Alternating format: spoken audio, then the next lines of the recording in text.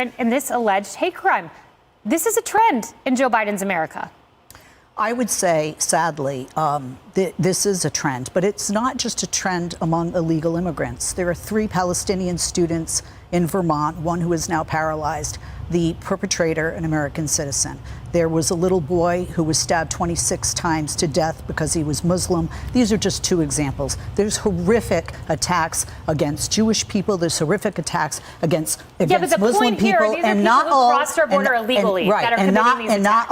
Not all by migrants. Again, something has to be done. Absolutely, I have always agreed with this.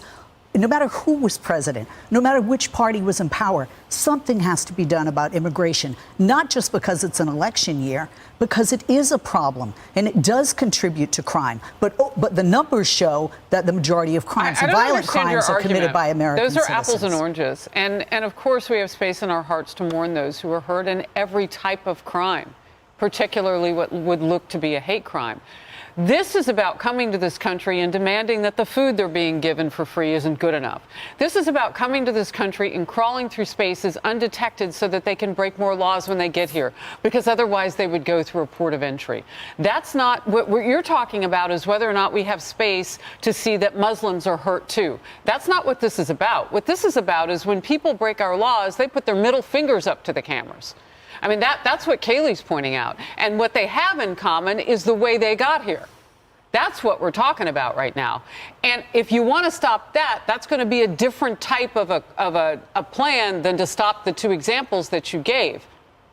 The type here, you close the border. You get caught up in the last 3 years of 8 million people coming into the country. You get caught up on your justices being able to go through which claims are asylum and which people need to be deported right away. Of course, you know how I feel. If you came illegally, we send you back and you figure out how to do it the legal way. And Emily, get to the back of the line. The homeowner who is the victim of this hate crime, I want him to be able to speak here. He said this is happening because of open borders. And before letting people in, we need to see their backgrounds. We need to protect our country, our citizens, our taxpayers, straight from the mouth of the victim. Of course it is.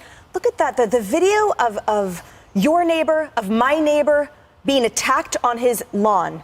That is not only an assault, but it's an attack on all of America. Isn't that the whole point that we're talking about? That flagrance, the absolute lack of respect, the lack of respect for our commander-in-chief's words of deterrence, the lack of respect for anyone trying to enforce the laws. Those police whose salaries we pay that are in danger every day to show up and arrest this guy. He's facing over 4 charges. Who do you think is going to pay for his 3 square meals a day in prison or in jail? Us. We are. Exactly. And the whole point is that, as he said, too, if I see the flag of the people that killed my people, there will be a problem. That's what the Palestinian guy said on the police report. Oh, there's going to be a problem to you?